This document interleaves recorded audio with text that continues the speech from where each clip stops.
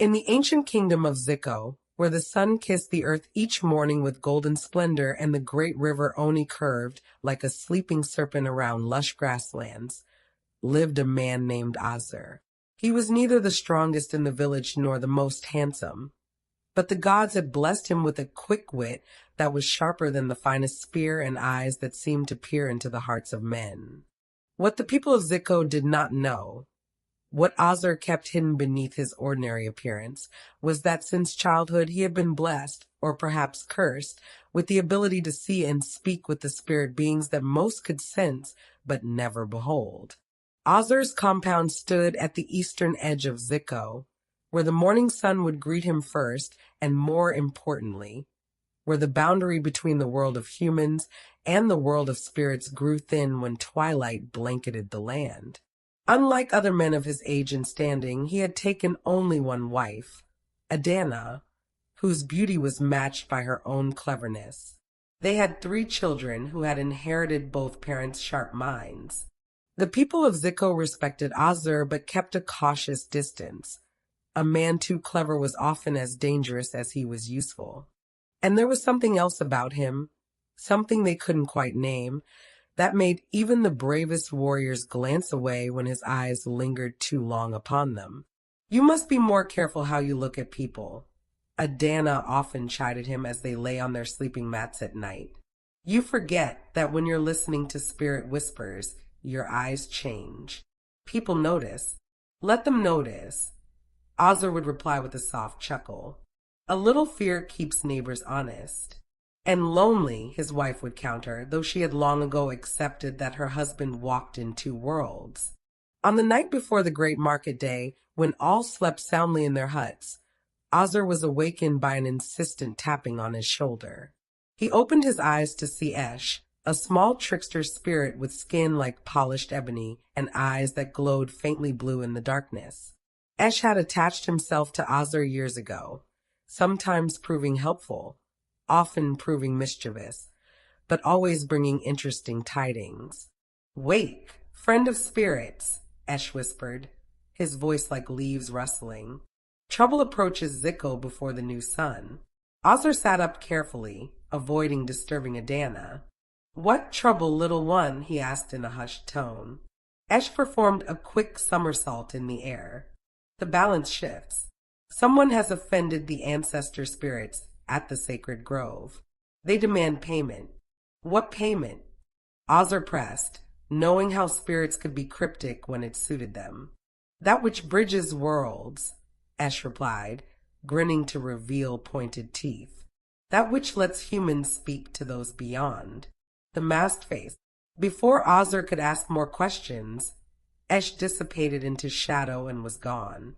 Troubled, Azur lay back down but found sleep elusive for the night. The masked face could only refer to one thing: the chief ceremonial leopard mask, used to commune with ancestors during sacred rituals. The next day, as predicted, when traders from distant villages had come to exchange their goods and the market buzzed with activity, the village was thrown into chaos when Chief Equim's ceremonial leopard mask disappeared from his compound. This was no ordinary mask. It was said to house the spirits of the chief's ancestors and was brought out only during the most sacred ceremonies. Without it, the upcoming harvest festival would surely bring disaster. "A great curse will befall us all," wailed Nkechi, the chief's first wife, as she paced around the compound. Her colorful robe swept the ground as she gesticulated wildly. "The spirits will abandon our fields, and our children will starve. Who would dare to steal from the chief's own quarters?" The village drummer beat the urgent rhythm that called all adults to gather beneath the great baobab tree that stood in the center of Ziko. Soon, the elders sat in a circle on their carved stools, with concerned villagers crowding behind them. The air was thick with tension and the midday heat. Chief Equim, a broad-shouldered man whose graying beard signaled both age and wisdom, raised his staff for silence. His face was grave, the lines around his eyes deeper than usual. "My people," he said, his deep voice carrying across the gathering, "a grave offense has been committed. The sacred mask of our ancestors has been taken from my inner chamber. Without it, we cannot perform the harvest rituals. Elder Obiora, whose knowledge of tradition was respected by all, spoke up. His bent frame belied the strength in his voice. Perhaps it is the work of the river spirits? They have been known to take offerings they deem rightfully theirs. Nonsense, countered Elder Ihioma, an old woman with eyes clouded by age but a mind still sharp. She tapped her walking stick against the ground for emphasis. The river spirits would have left water in its place. This is the work of human hands, perhaps from the rival village of Abua. As the debate grew heated, Ozzer sat quietly at the edge of the circle, chewing thoughtfully on a kola nut, his callous fingers working the hard seed with practiced ease. From the corner of his eye, he could see Esh darting between the gathered villagers, occasionally stopping to whisper in an ear, though the humans remained oblivious to the spirit's presence. More troubling was the tall, imposing figure of Egu, an ancient guardian spirit shaped like a leopard walking on two legs, who stood directly behind Chief Equim, yellow eyes fixed accusingly on the assembly. Young Ikeen, a hot-headed warrior with an ochre-painted chest and arms adorned with battle scars, jumped to his feet. Let us gather our strongest men and raid Abua. They have long been jealous of our fertile lands. Murmurs of agreement rippled through the crowd, but Chief Equim raised his hand once more. And start a war that will claim the lives of our sons. No, before we shed blood, we must be certain.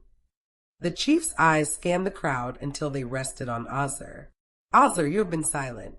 What does your clever mind make of this mystery? All eyes turned to Ozzer as he rose slowly to his feet, brushing red dust from his woven cloth. As he stood, he felt the familiar cool touch of spirit presence at his back and knew without looking that Esh had perched on his shoulder. Tell them of the ancestors' anger, the spirit whispered in his ear. Tell them of the sacrilege at the grove. Great chief, Ozzer began, his voice measured and calm. Have your guards or wives seen any strangers near your compound these past 3 days? The chief turned to his head guard, Namdi, who shook his head. None, except those we welcomed. And was anything else taken? Ozzer continued. Gold? Ivory? Beads? Nothing, replied the chief. Only the mask. Ozzer nodded thoughtfully. Then this is not the work of common thieves, for they would have taken valuables easier to trade. Nor is it likely the work of Abua, for they would have left some sign to shame us. He paused, looking around at the gathered villagers. This thief knows the value of the mask to Ziko alone. Whispers erupted as neighbors eyed each other with suspicion. Do you accuse one of our own? Demanded Elder Obiora, his voice rising. I accuse no one, Ozzer replied calmly, but I sense that the spirits are disturbed. Before the mask was taken, was there any event at the sacred grove that might have offended our ancestors? A sudden silence fell over the gathering. Chief Equim's expression darkened. How did you know of this? He asked, his voice lowered. From behind the chief, the leopard spirit Egu growled, a sound that only Ozzer could hear, but that made the hairs on his neck stand on end.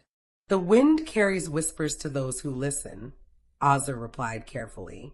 I ask again, was there a disturbance at the grove? The chief exchanged glances with the elders before sighing heavily. 3 nights ago, we found that someone had cut branches from the sacred Irako tree to make charcoal. The culprit was punished according to tradition. Who was this person? Ozzer pressed. Young Chima, the blacksmith's apprentice, answered Elder Ihioma. He claimed he needed special charcoal for a new technique. 20 lashes were administered. Ozzer nodded slowly. And the branches? Were they burned in offering to appease the ancestors? Another uncomfortable silence fell. They were used as ordered, the chief said defensively, for the royal forge, to create new ceremonial spears for the festival guards. A double offense, whispered Esh into Ozzer's ear. taking from the sacred without permission, then using it for war tools rather than returning it through fire. Ozzer cleared his throat. I believe the mask has been taken in response to this sacrilege, not by human hands, but by the ancestors themselves or their agents. Gasps and mutters spread through the crowd. Even the elders looked uncomfortable. Are you saying spirits stole the mask? Asked the chief incredulously. I am saying that balance must be restored, Ozzer replied. I believe I can recover your mask before the next sunrise. The elders murmured skeptically. The chief raised a bushy eyebrow. And how will you accomplish this feat when our best trackers have found nothing? By setting a trap for the thief, be they human or spirit, said Ozzer with a mysterious smile. But I will need 3 things: a large calabash of your finest palm wine, a small drum, and permission to use the village square tonight. Though puzzled, the chief granted his request. As the crowd dispersed, Adana approached her husband, her dark eyes scanning his face worriedly. What game are you playing now, my husband? She asked softly, so others couldn't hear. You have that look in your eyes that always leads to trouble. And your left eye was twitching. Esh is close, isn't he? Ozzer smiled and touched her cheek gently. Trust me, Adana. By morning all will be well. That's what you said before you challenged the river goddess to a riddle contest, she retorted with a wry smile. We ate nothing but yams for a full season after that. And yet, he countered, the village has had the best fishing since. Sometimes trouble is worth the reward. Adana shook her head but squeezed his hand before walking away.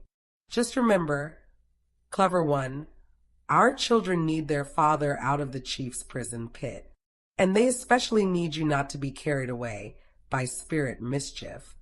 As Adana walked away, Ozzer felt a tug at his robe and looked down to see a small child, no more than 6 rainy seasons old, staring up at him with large, solemn eyes. Master Ozzer, the boy said, his voice barely above a whisper. My grandmother says you can see the invisible ones. Is that true? Ozzer crouched down to the child's level.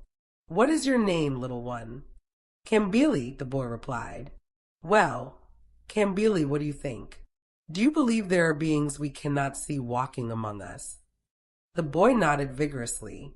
I saw one this morning by the river. It had a face like a fish and hands like a monkey. Ozzer suppressed a smile. That would be Miri, the river's child. Did it speak to you? Kambili's eyes widened. It told me to tell the man with 2 colored eyes that the mask sits where water meets earth, but touches neither. Ozzer's heart quickened. His eyes, one dark brown, one with a golden ring around the pupil, had earned him much speculation in the village. And the message, it was clearly meant for him. Thank you, Kambili, Ozzer said gravely. You have done well to deliver this message. Tell me, does your family have a goat? The boy nodded again. Tonight, leave a small bowl of milk outside your hut for your river friend. It enjoys sweet things. As the boy scampered away, Esh materialized more fully at Ozzer's side, visible only to him. The child sees, the spirit observed. He has the gift. Yes, agreed Ozzer, but let him keep his innocence a while longer before the spirits make too many demands of him. He turned to face Esh directly. Now, tell me what you know of this theft. Esh performed a backflip in the air. I know only what the wind and water speak of. The ancestors are angry. The mask was their conduit. They have hidden it where water meets earth, but touches neither. A riddle, Ozzer mused. Could it be in the mist? Or perhaps, interrupted Esh with a mischievous grin, you should still set your trap. For not all thieves walk on spirit legs, no matter what tale I whispered in the little one's ear. Ozzer's eyes narrowed. You've been playing games. Esh, the spirits didn't take the mask. I didn't say that, the spirit replied, fading slightly. I said not all thieves walk on spirit legs. There is human mischief and spirit mischief both at work here. Find where they intertwine, clever Ozzer, and you will find your mask. With that, Esh vanished completely, leaving Ozzer with more questions than answers. As afternoon waned into evening, Ozzer gathered his materials and prepared for his night in the village square. But first he made a detour to the small hut where young Chima, the blacksmith's apprentice, lived alone since his parents had passed to the Ancestor realm. He found the young man hammering intently at a piece of metal, sweat glistening on his brow despite the cooling evening air. When Chima saw Ozzer approach, he set down his tools hastily. "Master Ozzer," he greeted with a slight bow. "What brings you to my humble workshop?" "The Ancestors," Ozzer replied simply, studying the young man's face. "They are displeased with the cutting of the sacred Irako." Chima's eyes dropped to the ground. "I have been punished according to tradition. 20 lashes that still burn like fire on my back. And yet, the mask is gone," Ozzer observed. "One might think the Ancestors require further payment." Chima's head snapped up, fear evident in his eyes. What more could they want? I meant no disrespect. I only sought to create beauty with the sacred wood's charcoal. Beauty? Ozzer raised an eyebrow. Not weapons for the chief's guards? The chief ordered spears, Chima admitted. But I had planned something else first. Something worthy of the sacred wood. He hesitated, then moved to a covered object in the corner of his workshop. Pulling back the cloth, he revealed an exquisite small sculpture of a leopard, its features so lifelike it seemed about to pounce. "I finished it the night before the mask disappeared," Chima explained. "I was going to present it at the Harvest Festival to show that the sacred would have been used to create something beautiful, not just weapons." Ozzer examined the sculpture closely. The craftsmanship was extraordinary, especially for one so young. "Have you shown this to anyone?" Chima shook his head. "Only you, Master Ozzer. I feared the chief would be angry that I used the charcoal for my own purpose first." "Indeed he might," Ozzer agreed. "Keep it hidden for now. And tell me, Chima, have you visited the sacred grove since your punishment?" The young man's expression grew puzzled. "No. I am forbidden to enter until after the Harvest Festival, when the cleansing rituals will be performed." "And have you seen or heard anything unusual in the past 3 days? Anything at all?"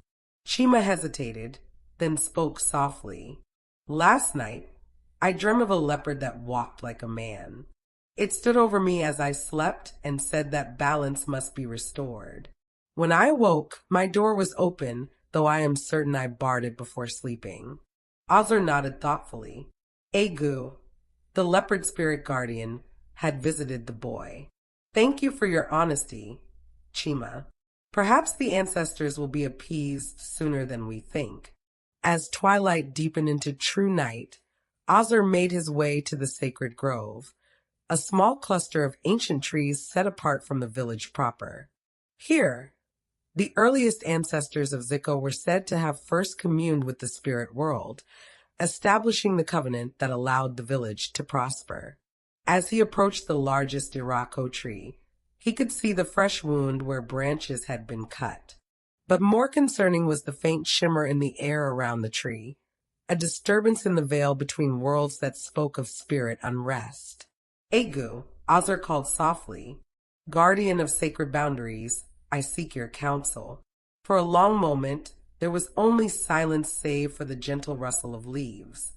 Then, like smoke coalescing into solid form, the leopard spirit appeared. Standing over 7 feet tall on its hind legs, with a body of rippling muscle covered in spotted fur, and eyes that glowed like amber in firelight, Egu was an imposing sight even to one accustomed to spirit visitations. "Ozzer, 2 eyes." The spirit's voice rumbled like distant thunder. "You meddle in matters of balance." Ozzer bowed respectfully. "I seek only to restore what has been disrupted. The mask is needed for the harvest rituals." "The mask is where it belongs," Egu growled, "with those who respect the old ways." "And yet," Ozzer countered carefully, "without the rituals, the people will suffer." "Is that the will of the Ancestors?" to punish many for the transgressions of a few. The great leopard spirit circled Azur slowly. The boy took from the sacred without permission. The chief used the sacred for weapons without offering. The balance tips dangerously. The boy has created beauty from the sacred, Azur replied. A tribute to you, in fact. And he has paid in blood for his transgression. And the chief, Aga demanded. He will make proper offerings, Azur promised. I will see to it personally. But first, the mask must be returned. Aga stopped circling and fixed Azur with an unblinking stare.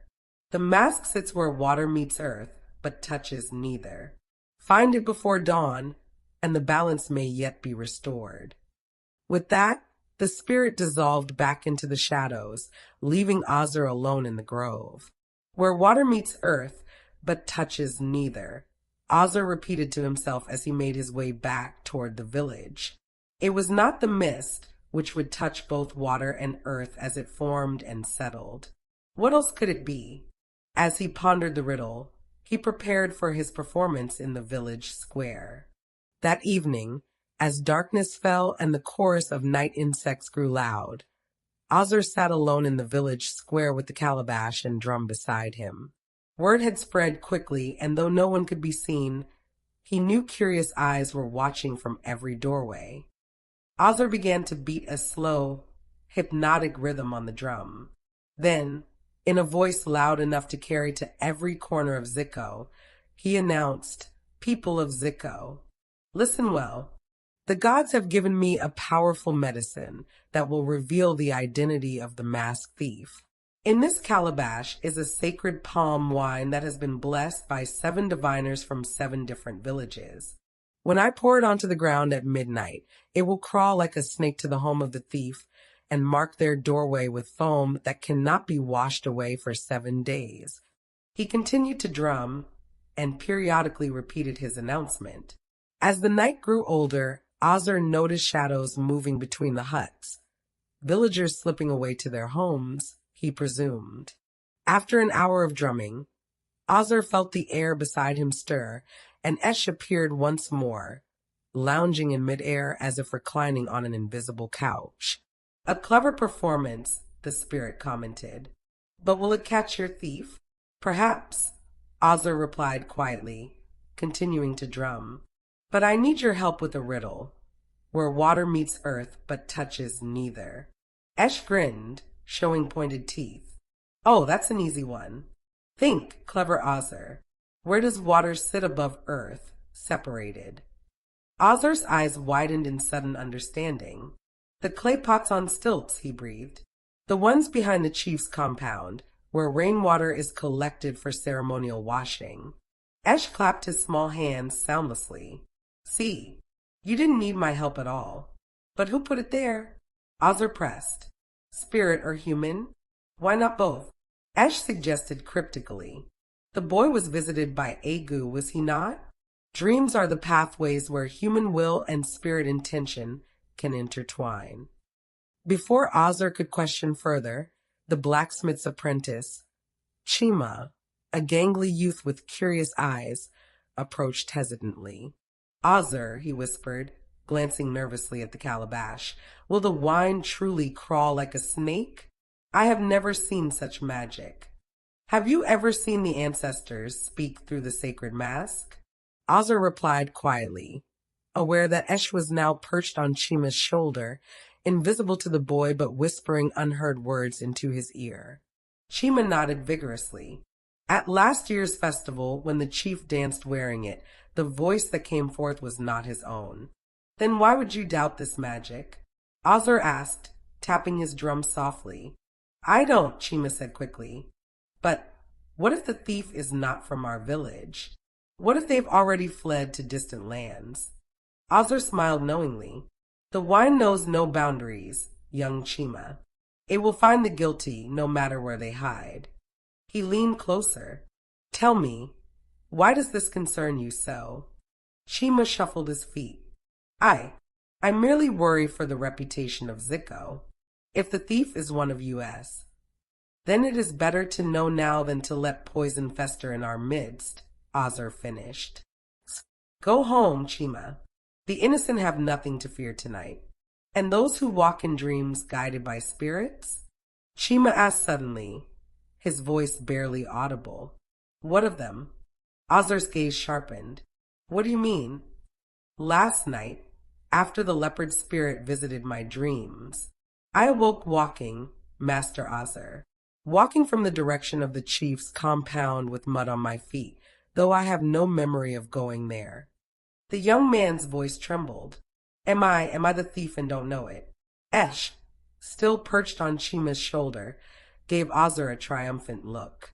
Spirit and human intertwined, the spirit mouthed silently. Listen carefully, Chima, Ozur said, setting down his drum. Sometimes the spirits use us as vessels when a message must be delivered or an action taken. If Egu guided your sleeping form, it was not theft, but restoration of balance. Then I should confess to the chief? Chima asked, panic evident in his voice. No, Ozur said firmly. Return to your hut. I will handle this matter. The mask will be returned and balance restored without need for further punishment. After Chima had gone, Esh floated down to sit cross-legged beside Ozur. So now you know. The boy's hands, guided by Egu's will. Will you betray him to the chief? I will restore balance, Ozur replied, as I promised Egu. But the boy has suffered enough for a transgression born of creativity, not malice. Ozur continued his drumming and announcements until the village had grown quiet. Then, under the cover of darkness with Esh lighting the way with a faint blue glow that only Ozur could see, he made his way to the water pots behind the chief's compound. There, nestled within the largest pot, sitting on the water's surface but protected from it by a covering of large leaves, was the sacred leopard mask. Ozur carefully retrieved it, noting how the moonlight seemed to catch in its eye holes, giving it a momentary appearance of life. Thank you, Egu, he whispered to the night. Balance will be restored. When he returned to the village square, he wrapped the mask in cloth and placed it at the edge of the square, as if it had been returned by the thief in response to his magical threat. Then he resumed his drumming until dawn, when the village began to stir once more. The next morning, the entire village gathered once more as Ozur presented the mask to Chief Equim. The chief's face relaxed visibly as he took the sacred object in his hands, examining it carefully for damage. It is unharmed, he declared, to collective sighs of relief. Then he fixed his penetrating gaze on Ozur. How did you recover it? He demanded. Did your magic wine truly reveal the thief? Ozur laughed, the sound rippling through the tense atmosphere like a cool breeze. There was no magic in the wine, great chief, only in the minds of those who heard my words. I simply knew that the thief, upon hearing my announcement, would fear being discovered. Rather than have their doorway marked and face the village's wrath, they chose to return the mask anonymously. Clever, exclaimed Elder Ihioma, slapping her knee. But did you see who returned it? I saw only a shadow, Ozur replied diplomatically. And since the mask has been returned without harm, perhaps it is better to let the matter rest? But there is one matter that must be addressed, great chief. Speak, Equim encouraged, still cradling the mask. The ancestors require balance, Ozur said solemnly. The sacred wood was taken and used for weapons. An offering must be made at the grove before the mask can be used in the harvest rituals. The chief frowned. What offering would appease them? The spears created from the sacred wood must be broken and burned at the grove, with offerings of palm wine and cola, Ozur replied. And a promise must be made that future harvests from the sacred trees will be properly consecrated. The chief's frown deepened. The spears were crafted for my personal guard, and new ones can be made after the harvest, Ozur countered. But if balance is not restored, I fear the mask will disappear again, or worse.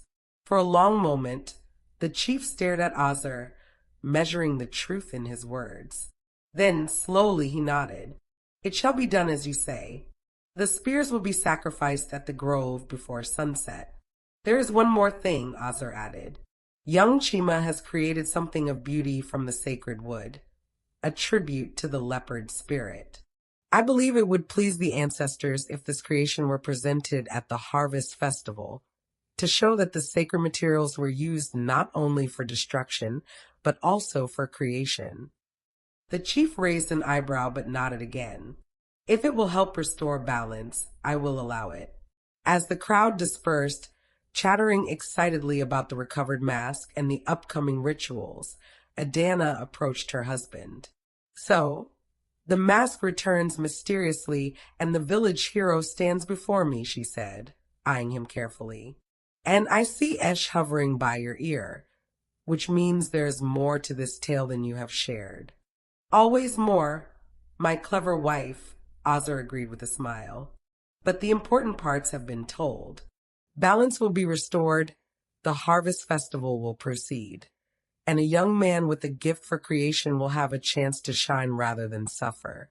Later that evening, after the spears had been ceremonially burned at the grove and the proper offerings made, Azar returned to the sacred place alone.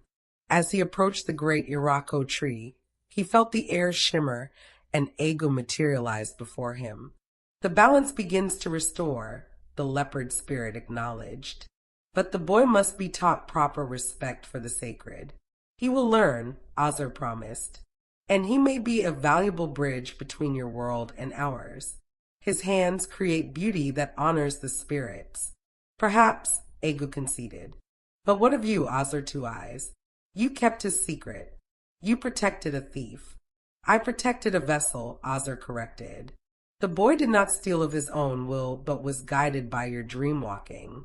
And I have ensured that proper restitution was made. The sacred would return to you through fire, new offerings made, and future respect promised. The great leopard spirit studied him for a long moment, then inclined its head slightly. You walk a dangerous path between worlds and between loyalties. Be careful that your clever mind does not lead you astray. I seek only balance, Azar replied. As you do. As he walked back to the village under the emerging stars, Esh appeared beside him, keeping pace with uncharacteristic solemnity. The leopard spirit is right, the small trickster commented. You balance on the edge of a blade, Azar, neither fully of the spirit world nor fully of the human world. Is that not where I am meant to be? Azar asked. Between worlds, helping both find balance with each other? Esh performed a lazy flip in the air. Perhaps. Or perhaps one day you will have to choose a side. And you, my small friend? Which side would you have me choose? The spirit grinned widely. Whichever creates the most interesting stories, of course. At the entrance to his compound, Azar found Chima waiting nervously, the leopard sculpture cradled carefully in his hands. Master Azar, the young man began, I wanted to thank you. The chief summoned me this afternoon. He has commissioned me to create a new piece for the Ancestor shrine, using proper, consecrated materials. You have a gift, Chima, Azar replied. It would be a waste to let it be diminished by punishment when it can be elevated by proper guidance. He placed a hand on the young man's shoulder. But there is something you must understand. The spirits are real, and they are watching. Honor them in your work, and they will bless your hands. Like they blessed your eyes? Chima asked hesitantly. I have heard the stories, that you see what others cannot. Azar smiled enigmatically. All I see is the world as it truly is. Layers upon layers of reality, intertwined like the roots of the great trees. Learn to look beyond the surface, Chima, and you may discover that your dream walking was not a curse, but a gift. The harvest festival proceeded as planned, with Chief Equim wearing the sacred leopard mask to commune with the ancestors. Many in the village swore that the ancestors' voices came through more clearly than in years past, offering blessings and promises of abundance for the coming year. Chima's leopard sculpture was given a place of honor beside the chief's stool, and the young artisan's skills were praised by all. No one questioned how the mask had been returned or where it had been hidden.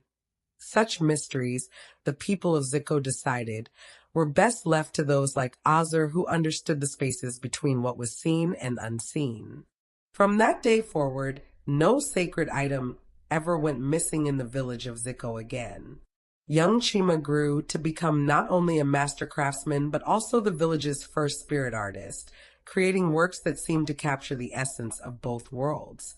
And if anyone ever noticed how Azur often spoke to empty air or stared at things no one else could see, they considered it a blessing rather than a cause for concern. For in Ziko, as in all places where humans have lived since time immemorial, those who bridge worlds are both feared and treasured. And Azur, with his two-colored eyes and his spirit companions, was the greatest bridge of all. Thanks for watching. Do not forget to like, subscribe, and share.